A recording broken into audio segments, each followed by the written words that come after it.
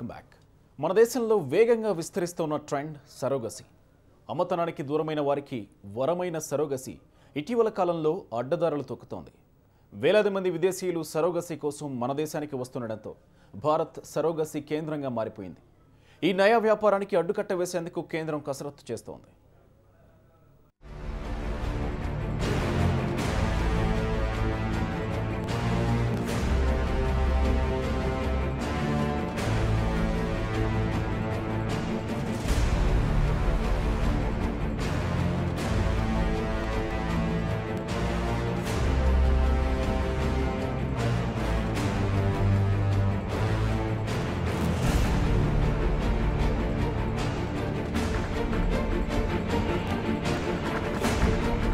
సంతానం కలగని విదేశీయుల చూపు భారత్పై పడుతోంది. విదేశీయులు ఎవరికి సంతానం కావాలన్నా మన దేశం వచ్చేస్తున్నారు. పిల్లల్ని కనివ్వడానికి ఇక్కడి పేద మహిళలతో ఒప్పందం చేసుకుని చిన్నారికి జన్మనివ్వగానే ఆ బంధాన్ని తెంచేసుకుని బిడ్డతో తమ దేశం చెక్కేస్తున్నారు. మన దేశంలో ఇదో వ్యాపారంగా మారిపోయింది. ప్రతి ఏటా వేల మంది విదేశీ జంటలు కేవలం సరోగసీ కోసమే భారత్ వస్తున్నాయి.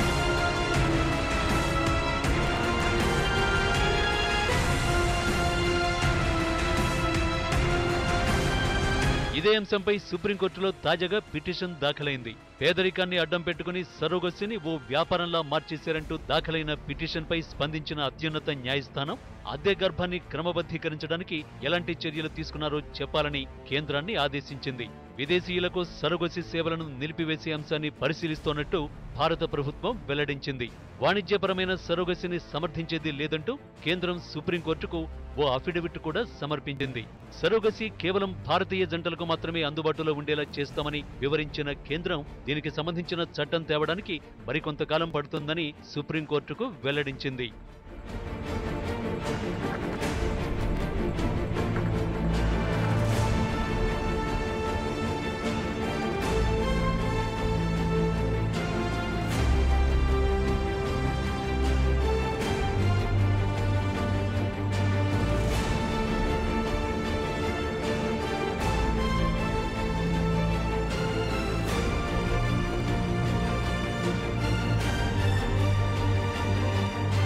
అలాగే కమర్షియల్ సరోగసి కోసం అండం దిగుమతి చేసుకోవడంపైన నిషేధం విధిస్తున్నట్టు తెలిపింది. అయితే పరిశోధనల కోసం వినియోగించే వాటిపై ఆంక్షలు ఉండవని స్పష్టం చేసింది. అద్దె గర్భం ద్వారా జన్మించిన వికలాంగ శిశువులను తీసుకునేందుకు నిరాకరించే దంపతులకు జరిమానా విధించాలని భావిస్తున్నట్టు సుప్రీంకోర్టుకు కేంద్ర సర్కారు తెలిపింది.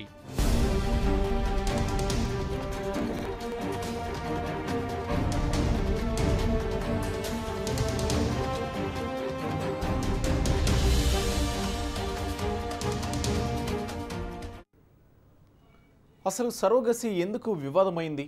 సరోగసి వ్యాపారమయంగా మారడానికి కేంద్రం అనుసరించిన విధానాలే కారణమయ్యాయా?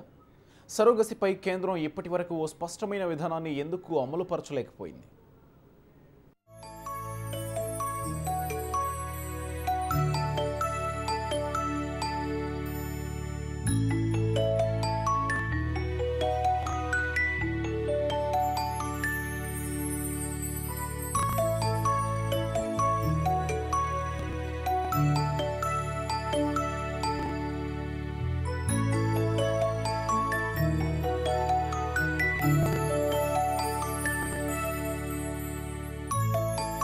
ప్రపంచంలోని చాలా దేశాల వారు పిల్లలను సరోగసి ద్వారా కనడానికి భారత్కే వస్తున్నారు.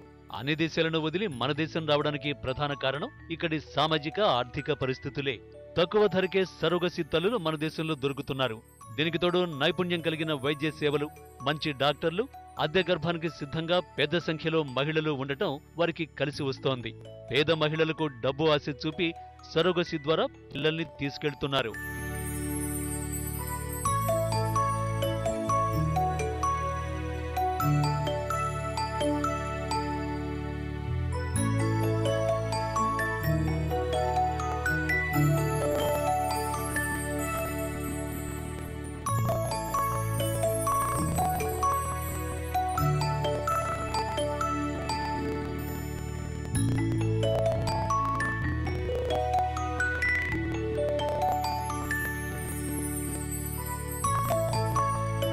పిల్లలు లేని వారి కోసం కేంద్రం తీసుకొచ్చిన ఈ చట్టానికి 2002లో చట్టబద్ధత లభించింది. అయితే అద్దె గర్భం ద్వారా బిడ్డను కనేవారికి భారత్ కేంద్ర స్థానంగా మారుతోందనే ఆందోళనల నేపథ్యంలో కేంద్ర ప్రభుత్వం కఠిన చట్టాన్ని తేవాలని గతంలోనే నిర్ణయించింది. విదేశీయులు, ప్రవాస భారతీయులు, భారత సంతతి వ్యక్తులు భారత్లో అద్దె గర్భం ద్వారా పిల్లల్ని కనకుండా పూర్తిగా నిషేధాన్ని విధించాలని జాతీయ మహిళా కమిషన్, ఆరోగ్య శాఖ ప్రతిపాదించాయి. సరోగసికి సంబంధించిన కొత్త బిల్లుపై ఆరోగ్య శాఖ ప్రజల నుంచి సూచనలు, సలహాలు కోరింది. ఈ బిల్లుకు నవంబర్ 15 నాటికల్లా తుది రూపొందివ్వాలని కసరత్తు జరుగుతోంది.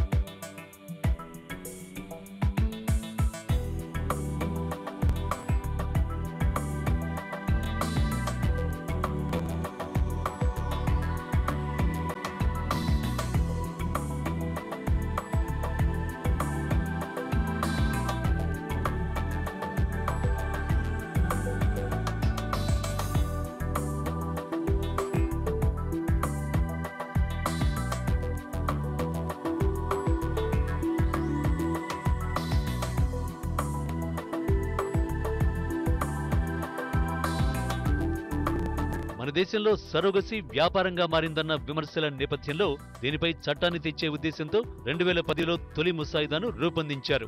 2013లో దీనిలో మార్పులు చేశారు. ఇప్పుడు కఠినమైన నిబంధనలతో చట్టం చేయనున్నారు. ఆరోగ్య శాఖ, హోంశాఖ, మానవ హక్కుల కమిషన్, జాతీయ మహిళా కమిషన్, మహిళా శిశు సంక్షేమ శాఖ అధికారులు గతంలో సమావేశమై చర్చించారు. అయితే వితంతువులు, విడాకులు తీసుకున్న మహిళలు గర్భాన్ని అద్దెకి ఇవ్వడానికి వీలు కల్పించాలని నిర్ణయించారు.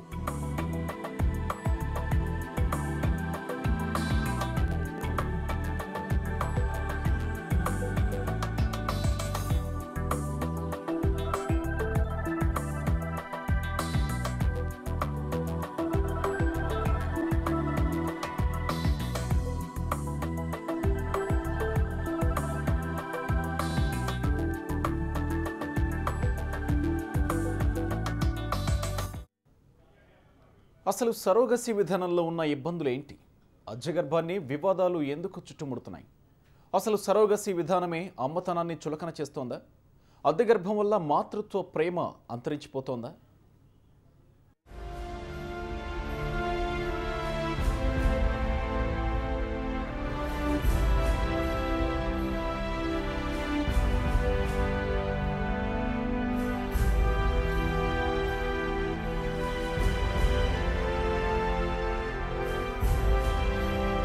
సరోగసికి 2002లో చట్టబద్ధత రాగానే మన దేశంలో అద్దె గర్భాశయ పర్యాటకం క్రమంగా జోరందుకుంది. ఈ క్రమంలో దేశవ్యాప్తంగా ఎన్నో ఫలదీకరణ కేంద్రాలు వెలిశాయి. సంతానం కోసం విదేశీయుల తాకిడి ఎక్కువైంది. గుజరాత్ అయితే అద్దె గర్భాలకు అనధికారిక ప్రపంచ రాజధానిగా వర్ధిల్లుతోంది. అహ్మదాబాద్ తర్వాత ఈ ప్రక్రియ జోరు మీదున్నది మన భాగ్యనగరంలోనే.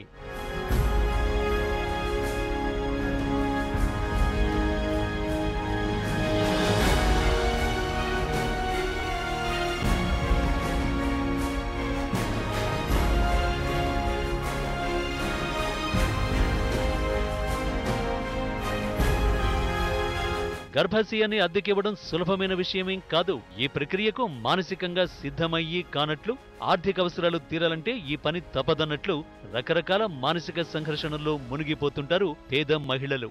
గుజరాత్, హైదరాబాద్లోని ఆసుపత్రుల పరిసరాల్లో ఇలాంటి దృశ్యాలు సర్వసాధారణం. తమ గర్భాలను అద్దెకిచ్చేందుకు ముందుకొచ్చే పేద భారతీయ మహిళల సంఖ్య నానాటికి పెరిగిపోతోంది.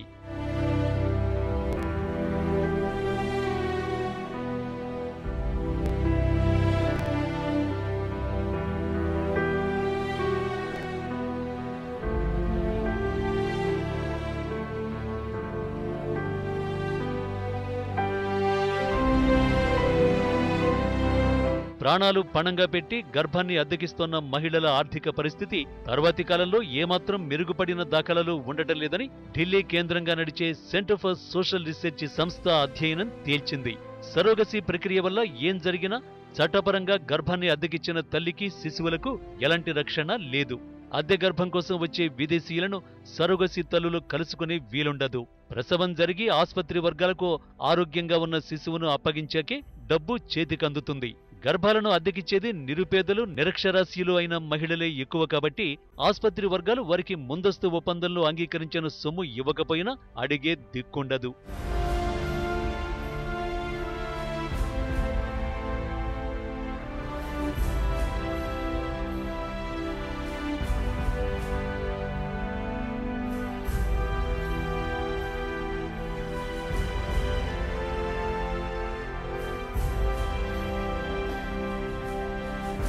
అసలే మాతా శిశు మరణాలకు ఆలవాలంగా నిలుస్తోంది మన దేశం. ప్రసవ సమయంలో ప్రతి 7 నిమిషాలకు ఓ మహిళ మృత్యువాత పడే మన దేశంలో పరిస్థితులు దారుణంగా ఉంటున్నాయి. ఈ పరిస్థితుల్లో ఎక్కడ తేడా వచ్చినా గర్భాన్ని అద్దెకిచ్చిన మహిళ ప్రాణానికే ప్రమాదం పొంచి ఉంటుందన్నది వాస్తవం. గర్భాన్ని పదే పదే అద్దెకిచ్చి శిశువుకు జన్మనిచ్చిన కొంతకాలం తర్వాత తలెత్తే ఆరోగ్య సమస్యలకు ఒకవేళ మరణించినా ఆ బాధ్యత ఎవరిదన్న ప్రశ్న తలెత్తుతుంది. దానికి సమాధానం లేవు.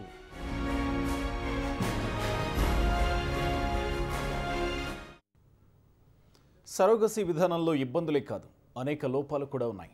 అనుభవం లేకొచ్చే కొద్దీ ఆ లోపాలు చిక్కుల్ని తెచ్చిపెడుతున్నాయి. ఆయా సమస్యల్ని పరిష్కరించే పనిలో ఇప్పుడు కేంద్రం తలమునకలైంది. సరోగసీపై నిర్దిష్ట చట్టాల్ని రూపొందించే ప్రయత్నాలు చేస్తోంది.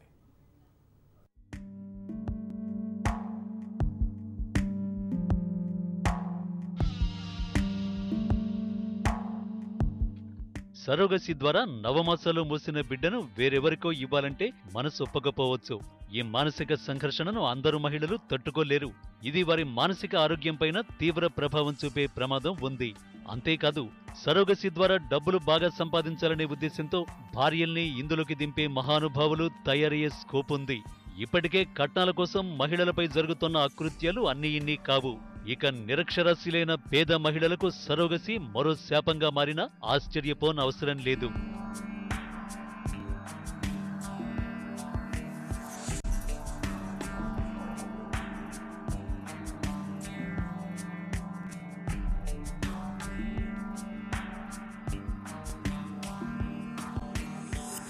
వాణిజ్యపరంగా అద్దె గర్భాల విషయంలో లా కమిషన్ తన నివేదికలో కొన్ని ప్రతిపాదనలు చేసింది.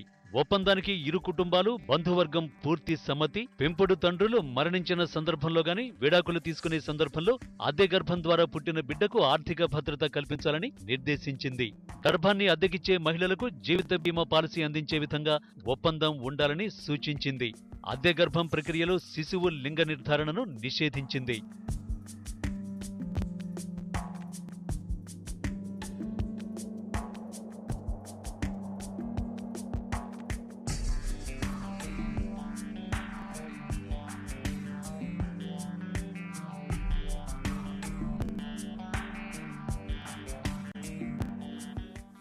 అలాగే మెడికల్ కౌన్సిల్ కూడా పలు మార్గదర్శకాలు రూపొందించింది. కానీ అవేవి పూర్తిస్థాయి పర్యవేక్షణకు నోచుకోలేకపోతున్నాయి.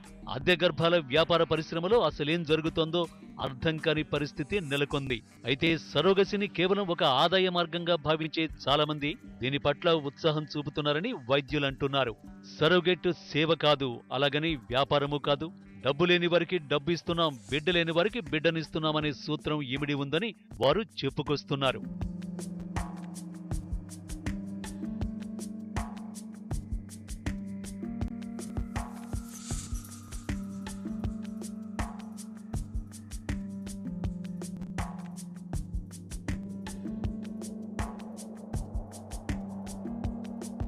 సంతానం కావాలనే బలమైన కోరిక ఒకవైపు, అందుకు ప్రతిగా పేద మహిళలు అద్దె తల్లులుగా మారుతోన్న స్థితి మరోవైపు.